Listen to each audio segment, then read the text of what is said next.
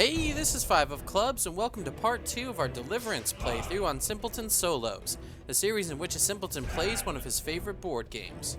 In the last episode, our angels Mikko and Gabriel beamed down from heaven to cross swords with some particularly aggressive demonic forces.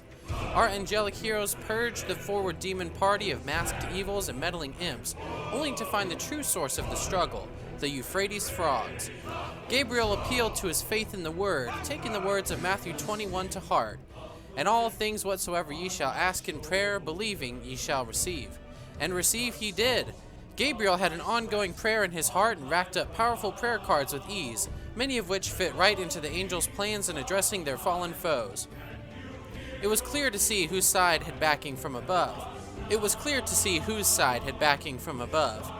Mikko was a flowing force of reckoning, smiting demons left and right with precision and poise.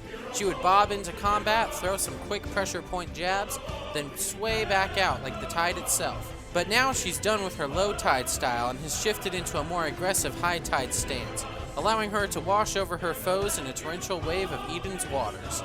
Unfortunately, the Euphrates Frogs are no strangers to water. It seemed at first that the angels were taking a commanding lead, taking out 2 of the toads before breaking a sweat, but those devious amphibians had a trick up their sleeves. It appears that they were deceiving us, as we apparently hadn't actually managed to harm any of them yet. Nonetheless, fueled by righteous anger, our angels will bring the full might of the highest court to bear against these tadpoles. And so the battle resumes. Let's dive on in, shall we?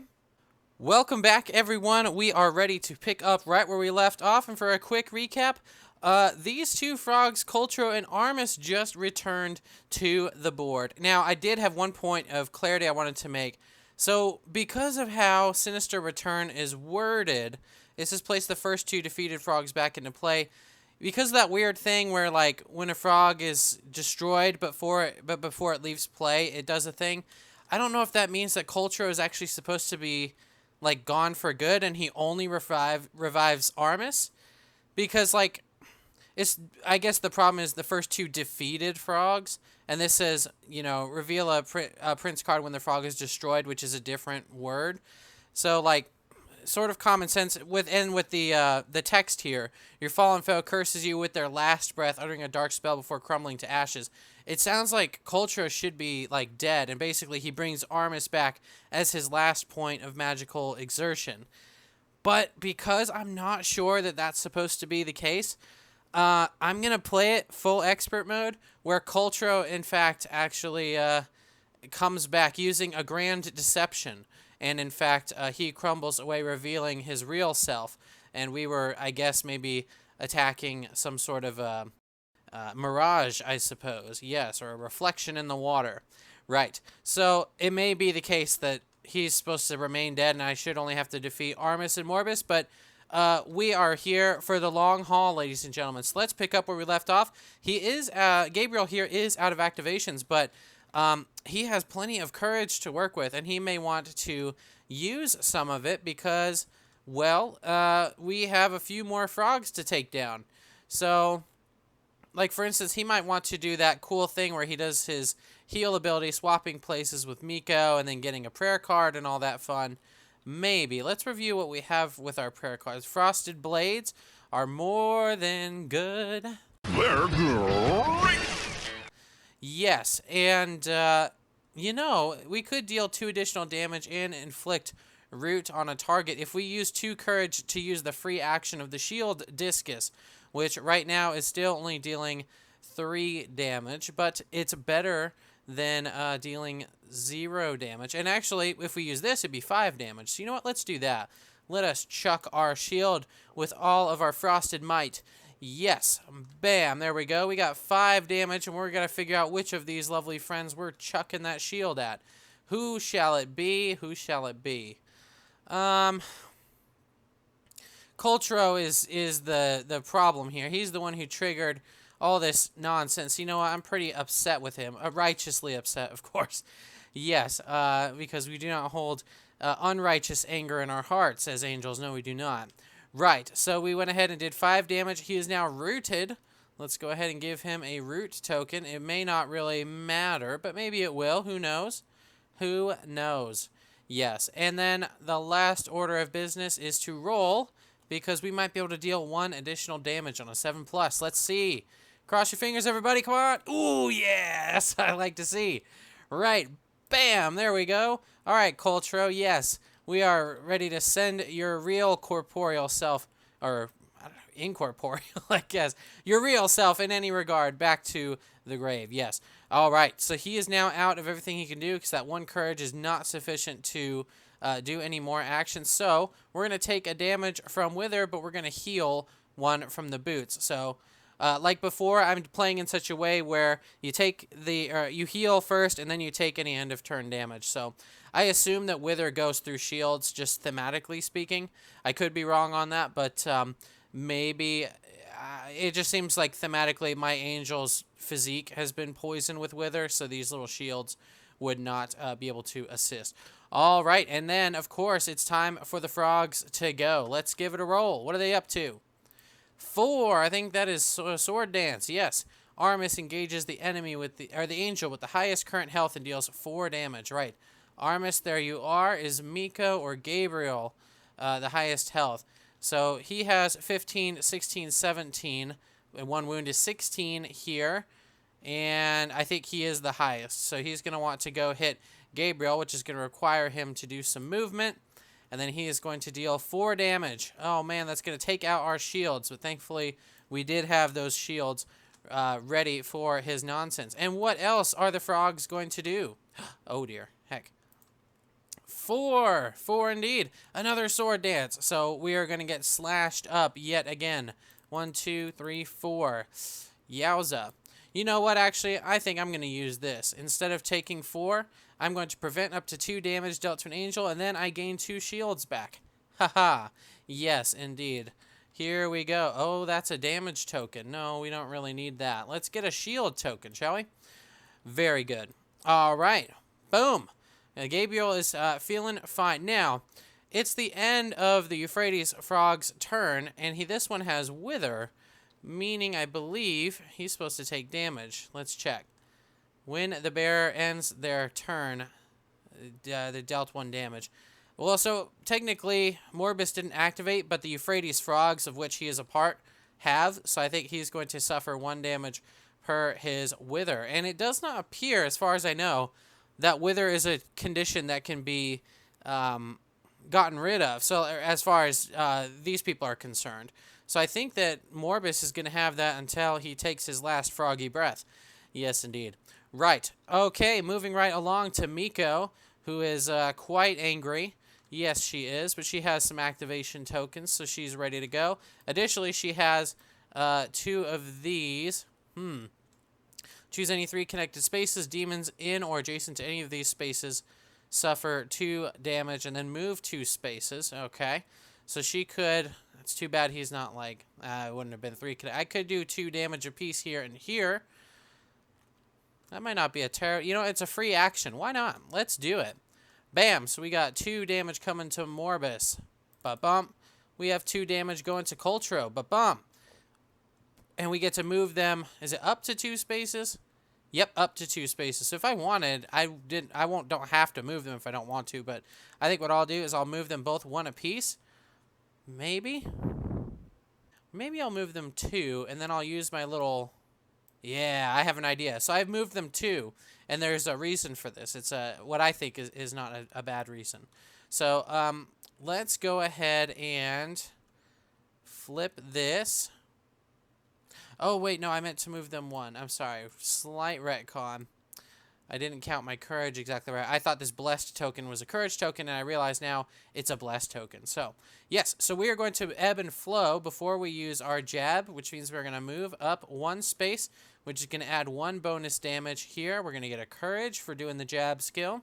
And we are empowered. So currently we are dealing the book here. So we have 2, 3, 1 bonus damage, 4, 5. And we get to target 2 targets with it. So we get to do 5 damage to Morbus and 5 to Coltro. 1, 2, 3, 4, 5. 1, 2, 3, 4, 5. There we go. Bam, bam. Got him. Got him. And I believe I could try to afflict Wither on one of the targets as well. So let's go ahead and give that a shot. given that it appears our friend Coltro is not long for this world, I think I'm going to try to wither Morbus. 6 and 3 is 9, which means that oh, and this is unexhausted now. 9 is a success because we needed an 8+ according to this card, which means that we get to wither our friend over here. Where's the wither? Wait a minute. We already withered that target, didn't we? Haha. Yes, we did. So I guess knowing that, I suppose we'll have to wither our other friend instead. So here we go. Rooted and withered. How do you like that, huh? Yeah, not so fun. Right, and then I believe if I'll get dealt 1 damage unless I pray by this card, so I could use my last action to pray, or I could use Elder Wisdom, which will get me 1 Heavenly Treasure card into my little roster here, and that sounds pretty cool. I know I'll take the 1 damage from the Carpenter's Burden, but that is okay. So I'm going to flip that because this is an action. We're going to use Ebb and Flow to move ourselves back 1 space. And then let us go ahead and equip 1 Heavenly Treasure card. Now, I don't know that when it says equip a Heavenly Treasure, I don't know that that means you get to draw 2 and keep 1 like normal. So I'm assuming you can't. So I think you probably just get whatever's the top of the deck. So let's see what we've got. Looks like some sort of Commander's Coat. Ooh, I like the look of that. Whenever you destroy a demon, you heal a damage. That's ongoing trigger, just like the penalty. And gives me yet another sword icon there. Very cool. And in fact, I could, if I wanted to... Should I... No, I don't think so. I think we're all doing pretty well on health. I was considering doing the free action of Rainfall and spending the courage to do it, but I've decided against it because that's silly. Oh, and you know what? I noticed that we have a Blessed here, which, as you may recall, means that whenever we pass a skill test, which we did, you heal 1. And then I still haven't used Pure Reflection, so let's go ahead and try that and see if we can heal yet again. 5 and 2 is 7. 7+ is a success. We're going to go get ourselves to 0. We'd actually be overhealed because we'd heal from this and Blessed, which would be really cool. Alright, so unfortunately it is the end of my turn, which means I'm going to take 1 damage from this and 1 damage from Wither. I'm going to play the Carpenter's Gloves Burden as though that particular damage goes through shields also. So I'm just going to go ahead and take 2 of those wounds right there. Yes, indeed. And I believe that is all that I'm going to do. So I'll go ahead and move this over here so I do not forget. And we shall proceed to the level up phase, but we are not earning XP at this point. So right up to darkness. Here we go. Right. So we get to get 1 of these, and then we need, we would get 3 because there's 2 angels and 1 saint that is still oppressed over here. So that's 1 card we've placed out. In a second, we have to reveal 1 of these cards. I guess we'll reveal this. Apathy. After an angel fails a test, the angel is afflicted with cursed. Another thing that I don't remember seeing something about, and maybe my eyes glanced over it. I think if an angel with the blessed token is cursed, I think what that does is just, since they basically cancel each other out, I think that just removes you from being blessed at that point. I could be wrong, but that seems to make sense. Otherwise, you have 2 tokens that sit there and kind of cancel each other out. Okay, so apathy, that's not really that bad, and we're able to cast it down if we would like to do so. All right, not so bad. Okay, but again, we do have some more cards here for those darn frogs, so the battle's not over just yet. Okay, flip, flip, and flip, flip, and flip, flip. And let us begin with Mikko. I know she just went, but she is feeling the rage rising again. Yes. And Mikko, what are we to do with you for your first activation? Oh, and she ended in healing light as well, so she would have healed a lot. You know, we could do that little punch sort of deal again. That was pretty fun. I think let's go ahead and do exactly that. So, yes, we have used an activation. We're going to get 1 courage. We're going to move forward 1 because we want to do, whoops. We want to do the ebb and flow movement before to get the bonus damage, which again, just to review, means we're going to be doing 2, 3, 4, 5 damage to each of these targets. That is Morbus and Coltro. Now, 1, 2, 3, 4, 5, and then Coltro is now reduced to 0 again, but we do have to play 1 of these Euphrates Frogs cards. So, yes, and since this board is full, that means we're both going to be taking 1 wound. You know what? I'm going to say that that type of wound can go to shields, though. Yes. All right. So that card's going to go away. And then what's this? Euphrates Frogs. Time is short. Test 10 plus and add 1 to the result of this test for each angel. On success, Euphrates Frogs immediately use 1 action. This happens during the darkness phase. Oh boy. Wow, so they have the potential to start racking up on extra actions. Okay, gotcha. Gotcha. But Coltro is gone. So goodbye, Coltro. It was nice knowing you, and by that I mean it was a highly unpleasant experience, truth be told. Right. Now, I also have my 2 courage here, which means if I wanted to, I could use my Typhoon Spear. Once I move back here, meaning I can target our friend Morbus, we're going to be dealing to Morbus 3, 4, 5, 6 damage if we use that ability, and he has 4 health remaining, so I think that's exactly what I'm going to do. So we're going to move on back with our ebb and flow. We're going to spend 2 courage. There we are. To deal 6 damage right there. Boom. And unfortunately, we are going to take yet another damage as this new card comes out. So we'll get our shields gone. And it appears to be the last card that they have, so we'll see what it is. Filled with Wrath. Each time an angel is dealt damage in combat, add 1 to the damage. Okay, so all the damage that we're receiving is going to be increased by 1. Okay, all right, we're on the clock, but we only have 1 frog to go through at this point, so I'm not feeling too scared by it. But I don't know, maybe there's something I'm not really understanding. However, look at this. Whenever you destroy a demon, you heal 1 damage, so we're going to do that to heal those damages right there. We'll flip that because we did use 2 actions at this point. And I do still have this passive, but the passive's not going to help me really so much because I can't damage an adjacent demon and I can't heal that guy over there from where I'm at. I suppose what I could do, I could move 1 space and try to heal our friend, but I think he's okay. So I'm going to hang out right here. Yep, so I get all the special healings and stuff that I would want. Yay, yay, yay. But I do have a wither, and I get hurt by the carpenter's gloves. So that's going to leave me with 2 wounds right there. Yes, and now it's time for our frogs to go, or the frog, I suppose, in this case. We have a 5. Darkness Volley. Morbus moves on to a card. Yeah, Morbus is actually defeated, which means when a defeated frog is supposed to take an action, angels are dealt 1 damage each, divided however players choose among the angels. But remember, of course, each time an angel is dealt damage in combat, add 1 to that damage. So we're each going to be taking 2 wounds. There we go. There's 2 there, 2 there. Right. And then let us go ahead and roll again. It's 5 again, so we're doing the same sort of deal. 2 there and 2 here. Right, because of that filled with wrath trait. Yes. Okay. Wow. All right. Well, that is going to do it for the frogs. Now it is Gabriel's turn. Gabriel, my friend, what are we to do? We have so many options. Yes, we do. But let us start, as always, with a free prayer action, I think. We have Major Heal. Free action. Target heals 3 damage. Nice. Diligence. Play on your turn as a free action. Target angel gains 1 action to use immediately. Wow. That's definitely going to be the pick that I choose. Right.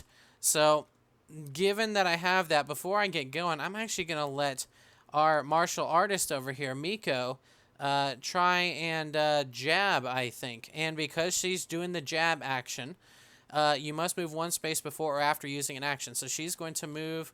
Oh, but you know what? She wouldn't be able to reach him. Let me rethink that. I didn't realize that. Because she can't reach our friend Armis there, I think I may end up using it on myself, actually. Let's hang on to it and let's think about it. And maybe I will come up with that. And of course, because it's a free prey action, we also get a courage and we get to test to potentially throw down one of those cards. That's a 5, so we're not going to get to throw down any cards. I think we only have 1 card we can possibly throw down anyway. But since I failed a skill test, the angel is afflicted with cursed. Oh, poop. Okay, well, poor Gabriel has become cursed, which means if he fails skill tests thereafter, well, we all know what will happen there.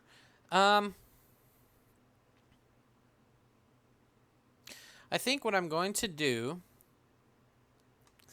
is I'm going to use this. I'm going to pray yet again. Yep, we are praying and praying and praying. What are we getting? We have boldness. Target gains 1 courage and 1 shield. Free action. Also free action. Immediately gains an action again. Well, I like that. So we will do that. And let us roll yet again. 4 and 5 is 9, which is a successful skill test. So we will throw that card right in the trash, we will. And additionally, let's use the longest day again. And let's go ahead and pray yet again. Yes, yes, pray, pray, pray. 5 and 3 is 8, which is a success. We cannot cast down any of these cards, but what we can do is remove an affliction. I think this cursed card, or cursed thing, I don't like it. Nope, I sure don't. So I think I am going to get rid of cursed. Yes, I am. Now, we still have our 2 actions here. I suppose what I could do is I could pray again. Get me a 5th courage. Get another prayer card to work with. Sure. You know what I'll do first, though, before I do any of that? I'm going to move 1, 2, 3 right here. You know what else I'll do? Actually, I have an idea. You know what? Since we have the ability, I felt bad that we left that other saint unsaved. So I think by the end of my turn, I'm going to move over there. So I'm not going to do it just yet. But I think I'm going to use the other flight to go ahead and move a few more spaces. But I'm going to do that at the end of my turn. So we're not going to do that just yet. I think what I will do, I think I'm just going to start chucking my shield, huh? Just start throwing and lobbing that thing. Yep. So let's spend 2 courage, free action. We're going to deal 3 damage, potentially 4. Let's see. Oh, definitely not 4. So we're doing 3 damage over here. Bam, bam, bam. There we go. And then I'm going to use the action. Oh, no. Thank you. I'm going to use the action variant of the shield discus throw. I sure am. And we're going to try and deal 4 damage. Surely we can get it this time. Surely you can't be serious. I am serious. And don't call me Shirley. Or surely not. Surely not. It's another 3 damage, though. 3, 2, 1. Very good. And for my second trick, I'm going to move a few spaces. 1, 2, which is going to save this saint, getting us 1 XP, but I'm not so worried about the XP. I'm just happy that we were able to save the saint in the mines so they did not succumb to the Tridaran and other horrors that are down there in those Shadows of Brimstone mines. Right. Yes, so we get to end our turn now because I have no more courage to spend and no more action tokens, which means I get to heal 1 damage. And then I take a wound from the Wither, so very good. We broke even. Right. All right, level up phase. 1 XP is not enough to level up, so we'll move straight on to the darkness phase. We now are going to be drawing 2 darkness cards. Normally, because we have 2 angels, we now saved our saint. But remember, we would draw 1 fewer darkness card each round. So we're only going to be drawing 1, which is just going to fill the slot right here. And let's activate these abilities. There's really only 1 to activate. Test 10 plus and add 1 to the result of this test for each angel. So we're going to add 2 to the result here. Oh, yep, that's going to work. All right, on a success, Euphrates Frogs immediately use an action. So Coltro is going to slice at us with number 4. And it's Armis is going to do so. And Armis actually gets to go. He engages the angel with the highest current health and deals it 5 damage, because remember, it's 1 more. All right, so we have 7 wounds over here, but we actually have a pool of 17, so that's 10 health. And then we have 15, 6 is 9. Okay, so he actually is going to go after our friend over here. 1, 2, 3, 4. There we go. And sure enough, he's right there, and he's going to deal 5 wounds. Ugh. Boom, boom, boom, boom, boom. Ouch. We might need to do some healing. Maybe. Maybe we could just unload on our friend Armis. We'll have to see. Right. Okay. And then let's go ahead and flip our tokens because we get to go. Whoops. Get to go again. Oh, I'm not looking forward to letting this frog go. Nope. No, I'm not. All right, Gabriel. Let's start with a prayer action. Always start with a word of prayer. Yes. Spirit Shield. Play on your turn as an action. Target angel gains 3 shield and 1 courage. That angel's controller draws a prayer card. Nice. Target angel may move up to 2 spaces. That angel gains Swift and Blessed. And what is Swift? I haven't seen that. The bearer may move 1 additional space to their, add 1 additional space to their movement. Ooh, that's cool. We might have to think of that. Because we could give it to Mikko, letting her move a little bit more with her ebb and flow, which might help her catch up to Armis here. And I think that's exactly what we'll do. So we'll set that right. Whoops. We'll set that right there.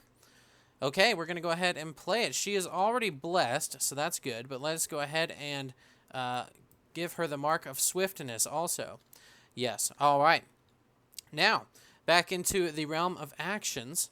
Well, I don't have any courage to work with yet because, well, I don't. I spent it. So I think what we'll do is we will pray. Here we go. Get some prayer cards. What do we got? Target angel draws 2 shield and draws a prayer. It's a free action, faithful endurance. Revitalization. Play on your turn as a free action. Each angel in the same space or adjacent space to a saint heals 2 damage and gains a courage. Well, none of us are really adjacent. Oh, I'm adjacent to a saint. So I'd get a courage and heal for free. That seems kind of nice. Yeah. Oh, this nets me a free prayer card and shield, which is almost like healing too. Yeah, you know what? I'm going to go with faithful endurance because it's like having 2 health with shields, and then you get to draw a prayer card as well. So here we go. Let's go ahead and get a shield token. Here we are. Shield 2. Withering Gaze. Play on your turn as a free action. Target up to 2 demons. Afflict each target with Wither. Then you may move each target up to 2 spaces. I like the sound of that. Yes, so we'll move him 2, and we will move the Wither from our friend Morbus right over here. There we go. Right. Righto, and we should get 2 courage because we did the free prayer action. Oh, and speaking of which, we need to roll for both of those. Sorry about that. All right, we have 5. Oh, I haven't used another prayer action. This has all been on 1 prayer action, hasn't it? Wrong, wrong, wrong, wrong. Wrong, wrong, wrong, wrong. You're wrong, you're wrong, you're wrong. Yep, so that was a fail, so that doesn't do any good. So we'll have to try again. And this we have used, so let's put that over there. Now let us pray, shall we? And let's get prayer cards. Here we go. Fortunate. It is a free action. A target angel may equip a heavenly treasure card, or remove 1 affliction from a target angel and then draw a prayer card.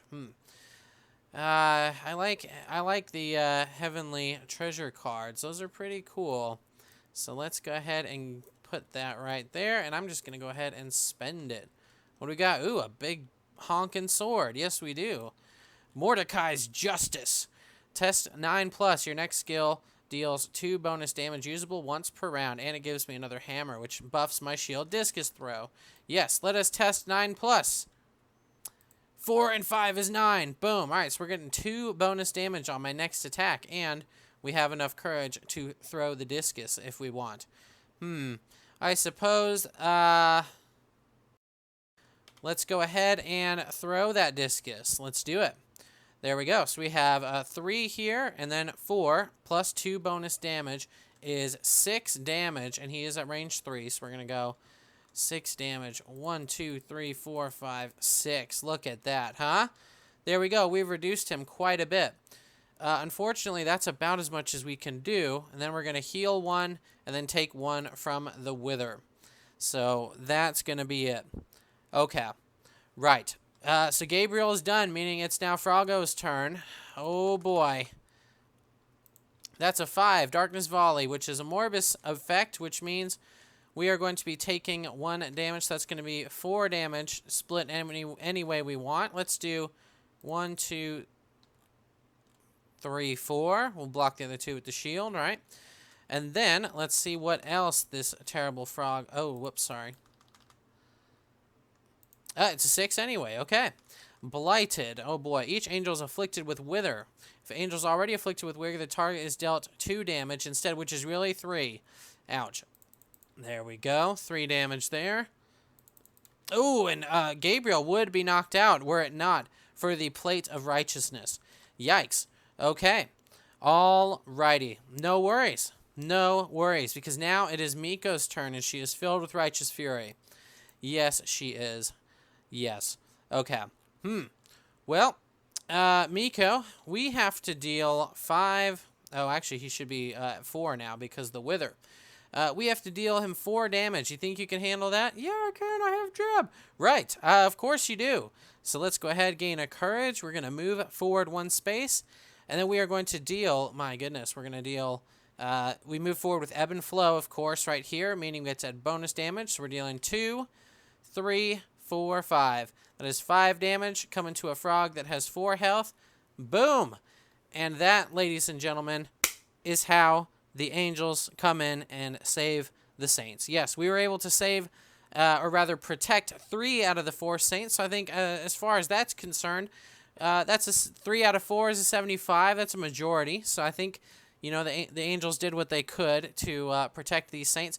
And perhaps our friend Lost in the Mines will feel a sudden relief as we have now purged the demon presence from this area. But yes, we have now done it. We have defeated the Euphrates Frogs, and that is the end of the game. So let's go ahead and move on to final thoughts. And that was that, folks. But before we close the pearly gates on this one, I wanted to share some final thoughts about the experience. There's a verse in the book of Matthew that states, quote, "No man can serve 2 masters, for either he will hate the one and love the other, or else he will hold to the one and despise the other. Ye cannot serve God and mammon." I'm far from a scriptural scholar myself, but my basic understanding of this passage is that it's a commentary about the inverse dichotomy of the carnal versus the celestial. Succinctly put, pursuing the appetites of the natural man, his lusts and excesses, inherently distances oneself from God, and vice versa. Such quandaries are beyond my capacity to measure, but what I can say is that for a game that remains rooted in its religious influences, yet works to embody the combat gameplay of fantasy dungeon crawlers, this game somehow mostly succeeds at both in my book. I'd proudly profess that this is the most engaging Christian board game I've ever played, but that's not to say that the game doesn't come with a few howevers that I'm still working out. Replayability versus reliability, that's the name of the game. Striking the balance between the two can be difficult. If you make certain things too reliable, you confine them within more rigid boundaries than something procedural. Inversely, procedural elements often come with results may vary warnings tags, leading to potentially volatile combinations that can make a game swingy. At least for me, you need a fine-tuned bit of both to offer the player tactical depth and keep them on their toes. From what I've seen over my 3 playthroughs, many aspects of this game seem to lean more heavily on the side of randomness-driven replayability. That said, there are definitely reliable elements at play as well, most notably the damage system. It's not very often that you run across dungeon crawl style games with deterministic damage, meaning the damage you deal doesn't depend on a roll, but I think that's a positive point for this game. It certainly helps it stand out from the slew of other crawlers out there with varying types of dice. I love the excitement of a good dice-based combat system, but it's nice to have dependable damage from time to time as well. I really like the angels' designs, visually and mechanically. Both of my characters felt more unique than the standard tank/healer/archer/mage archetypes that are seen in many dungeon crawlers. I also appreciate how different randomized talent cards lead to different build structures for each character. Certain synergies between the talent cards accentuate the playstyles that the angels each excel at, some of which combo off one another gloriously. One of Gabriel's level 3 talents let him use a free pray action once per round, allowing him to rack up prayer cards and dispel darkness cards, which feeds into his engine with his level 1 talent that allows him to draw 2 and keep 1 of the prayer cards, and also one of his level 2 talents that allows him to deal free damage whenever he uses prayer cards. When Gabriel set up with these tools, he could become a powerful force of reckoning that's a blast to play. However, this is predicated upon a major point of fortune that's not always guaranteed. Indeed, due to the fact that you shuffle your talents and only get to choose from the top 2 in each stack, you'll play games where complementing cards like these don't come out together, if at all. Sure, the level 3 card in this example is great as a standalone ability, but the level 2's talent potential is noticeably diminished without the free pray action talent. On the one hand, this means that you have to adapt your builds in each game, lending itself to varied replay experiences. But on the other hand, this system can be deprived of reliability. You may end up with disparate parts and pieces of various character builds that feel less like a gearwork engine and more like three unconnected gears spinning on their own. In short, certain talent cards seem to be intended to form combos with one another, and not all combinations of talents build strong engines, meaning in some games you feel powerful and focused, but in others you'll miss the combo potential from builds that manage cohesive talent combos. And yet, regardless of the trait mixtures I ended up with, I felt like I always had some sort of options to work with due to each angel's interesting skill designs. The prayer cards are another area where I think the randomness accentuates the results may vary nature of some aspects of the game. Not all prayer cards are made the same. Some are good, some are really good, some are okay, some are inapplicable for large portions of the game, and there's no telling which kind you're about to get. Sometimes this is a bit of a problem for someone like Gabriel, who is, in large part, reliant upon prayer cards. That means in some games he dominates, and in others he dwindles somewhat. I ran into multiple instances where I got prayer cards that said something like, give a target angel the blessed token, but we were already both blessed at the time. The same sort of thing happened with remove an affliction token type cards. In that particular game, I never got any afflictions, so that prayer card was rendered useless to me. Additionally, I was slightly underwhelmed by the, shall we say, scope of the Heavenly Treasure card effects. I think the prayer cards really rocked it with the diversity of effects they offer, but the Heavenly Treasures were a little on the dry side in regards to the effects that they caused. Many of the Heavenly Treasures performed bland numerical functions like deal X damage, heal X damage, move X spaces, place X tokens. I was waiting for a Heavenly Treasure to come along that would allow its angel to put a second level 1 talent in play, or allow a protected saint to move and deal pushback or damage to a demon, or something really neat and exciting. Although, these two ideas did kick off some small mental homebrew concepts. One angel that uses skills that are buffed by having protected saints involved in them, summoner type angel, and another whose level 1 traits are a cycling deck that changed throughout the game. Back to Heavenly Treasures though, instead of unique mechanical offerings, if a Heavenly Treasure offers any ability at all, it's usually a once per round skill test that might deal 1 damage or heal 1 or move you 1 space. I think these sorts of effects are fine, but I certainly would have appreciated some game-changing flair. They're called Heavenly Treasures after all, straight out of God's own armory. I guess I just figured they would do something a bit more exciting. Speaking of which, and this is a minor note, but the randomized nature of the treasure acquisition can lend itself to a bit of silliness sometimes. I played one game where Gabriel ended up wearing 3 different helms simultaneously, which the rulebook specifically states is kosher due to the randomized nature of gear acquisition. Instead of building towards a sensible set of armaments, weapon, gloves, boots, armor, and helm, you can easily end up with a mishmash of disparate items and essentially ignore the location keywords on them. I feel like this could have been handled differently to produce more dignified and thematic results than an angel with 3 helms stacked atop his head like a seal at the circus. Perhaps by breaking the treasures out into different decks for each armament type, or allowing you to search the treasure deck for specific gear types.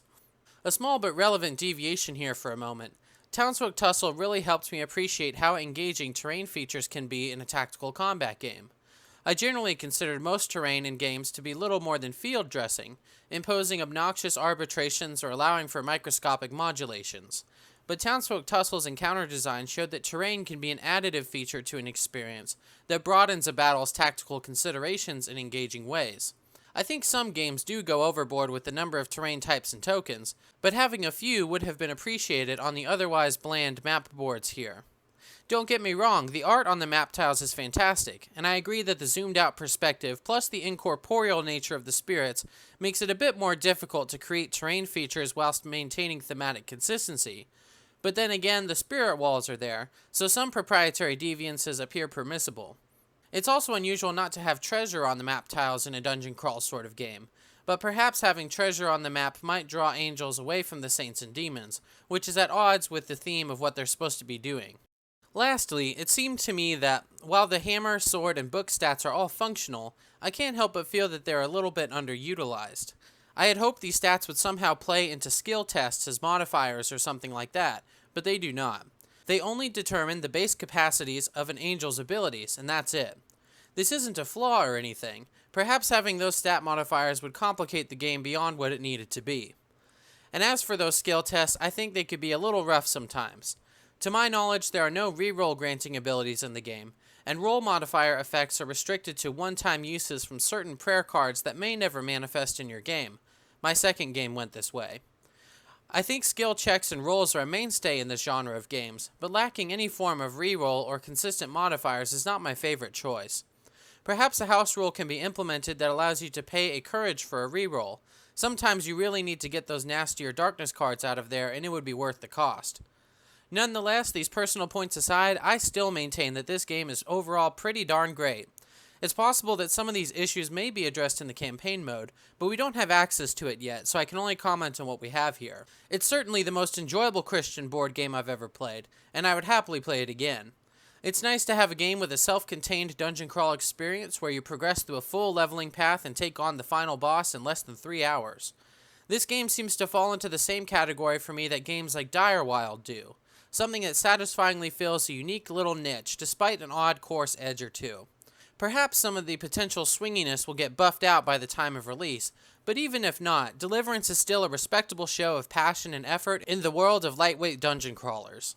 Finally, from a component standpoint, I also appreciate the use of standees to help keep the cost down and provide colorful figures for the painting inept like myself. And thank you all so much for watching this playthrough. I hope you had a good time. I looked at my subscriber count a bit ago and noticed that we're nearly at 100 subscribers, which is very exciting for a new content creator like myself. I've been blown away by how kind and communicative people have been across the various game communities. Perhaps the internet is not solely a cesspool of toxicity after all. If we reach 100 subscribers, my wife said we can go out for subs at my favorite local sub shop to celebrate the Centennial Subscriber Society, or in the simpleton term that rolls off the tongue better, the 100 Sub Club. So, if you aren't subscribed yet, I'd certainly appreciate the gesture so we can make it to 100. Otherwise, I'll have to make fake YouTube accounts and subscribe to myself for that delicious turkey sub, which would be sad on so many levels. And, if the dog that we're currently dog-sitting is still here when we pass 100 subs, she'll get a cut too, which I'm sure she'll non-verbally appreciate from you all. Does that count as extortion? Tell you what, friends, if nobody comes down and buys a car from me in the next hour, I'm gonna club this baby seal! That's right! I'm gonna club a seal to make a better deal! That's all for today. I'll be back with another video soon, but in the meantime, take care and happy gaming, everyone.